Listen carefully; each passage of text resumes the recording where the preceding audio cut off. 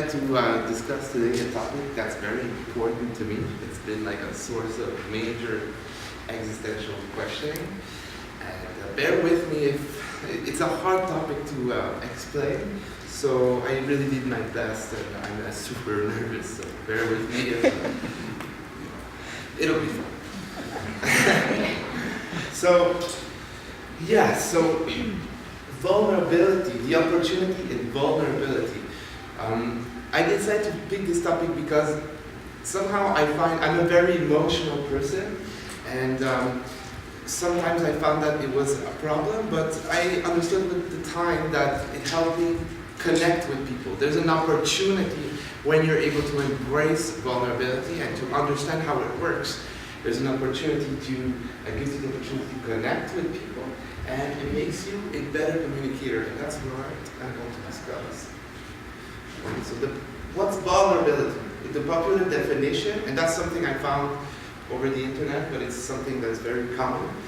It's the quality or state of being exposed to the possibility of being harmed, either physically or emotionally. And doesn't look too appealing like that.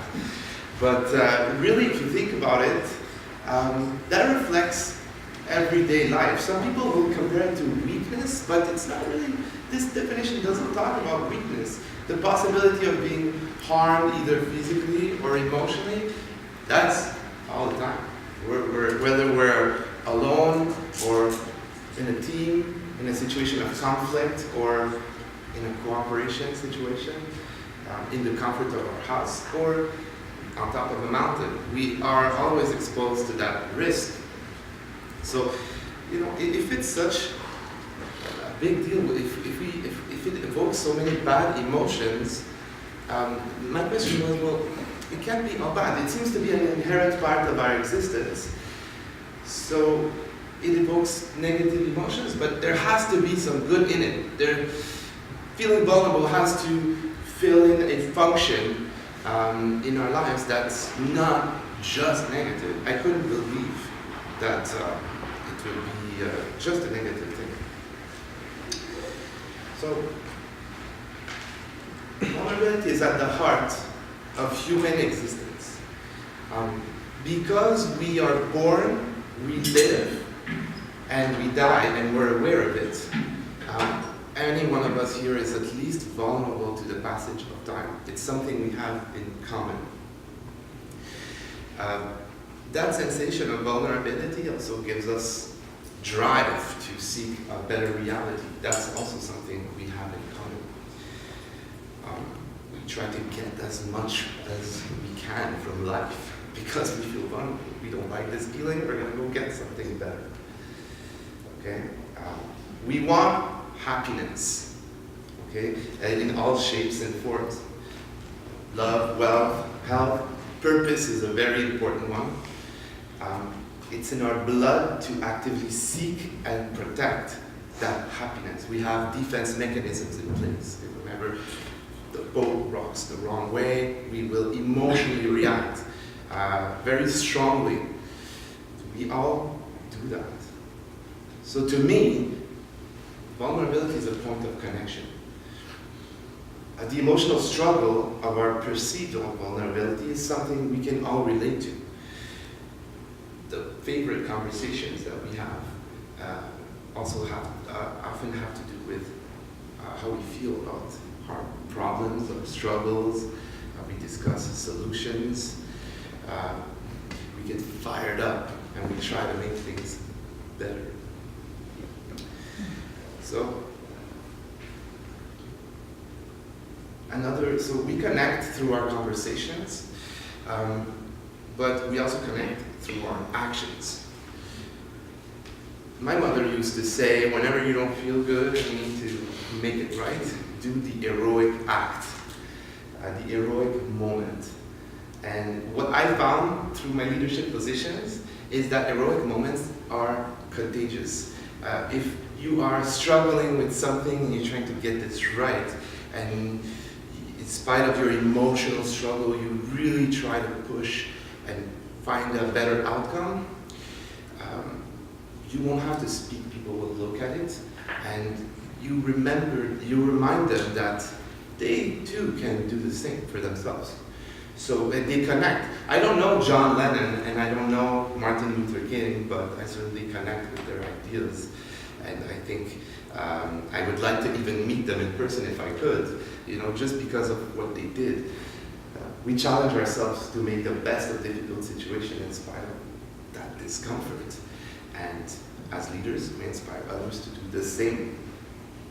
So this is another indirect way of connecting and using vulnerability to connect with others. So where I want to get to in our field of communication is that we often think that we need all sorts of techniques, to make communication either easier, more efficient. We use our brain a lot. We want to protect ourselves emotionally when we communicate. When we're an agent and we're having someone difficult on the line, we want to make our brain work more than our heart sometimes, I find. And I think that's a mistake. I don't think that's natural. For me, vulnerability plays a role in communication that's just as important as the techniques that Barbara teaches us. We need to combine those things together. And if we can understand how we react to our perceived vulnerability, we can tap into that emotional energy. And with all the techniques that we are taught, those techniques will steer the energy in a good direction. They channel that energy, and I think that's what makes the human connection when we speak to other people. So we reconcile mind and heart, and we speak the human language, the way we're supposed to communicate as people. You guys know that guy. Look at him, he's in pain. He's hurt. This is a funny picture because when we have those people on the phone, we're very it's very abrasive and it's like, oh my God, no. But if we could see their faces, I think we'd be a bit more compassionate because look at him. I mean, he's not feeling well. This guy is completely vulnerable, and he has a bit of trouble letting go of that. So what's the agent's perspective on those regards? Well, like I said, it's a struggle about protecting versus addressing. Like Mr. Whitehead said last time, we had an energy barrel that we need to protect, and that's true. But if we keep everything to ourselves and we disengage emotionally, it shows. It feels like we don't care.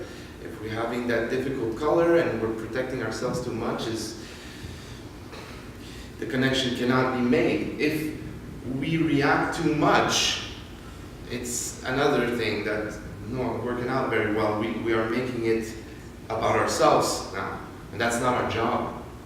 We are there to address other people's emotions. We're here to really be interested in what the other person feels and their struggle and help them. And if we become too reactive, we're making it about our own struggle, which is completely besides it.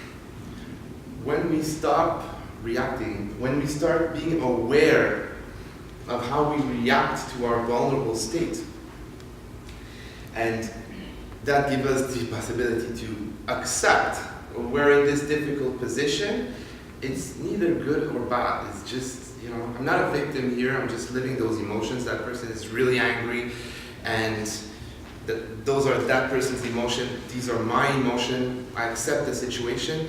At that point, something interesting, and that's where the opportunity comes in, is that I can take ownership, and that's something that it's really true. We take ownership. This is a situation where I'm not feeling good, and often I hear people, it's the caller's struggle, it's an issue that the caller has. At that point, where I'm affected by how that person's reacting, it's not only that person's struggle. We're both in it. I have to take responsibility for all of it, and if I really trust that I have, the capacity to make things better, I will make that step in that direction. I will take ownership for my responsibility in this communication and make it better. I will find ways, I will become creative, I will find different options, anything I can do to get back into that happiness level, that place where I feel good. And when we start acting this way, we're not protecting our energy levels anymore. We're not disengaging from the pain or hurt or whatever it makes us feel. We're withstanding it, taking that energy, and we're investing it.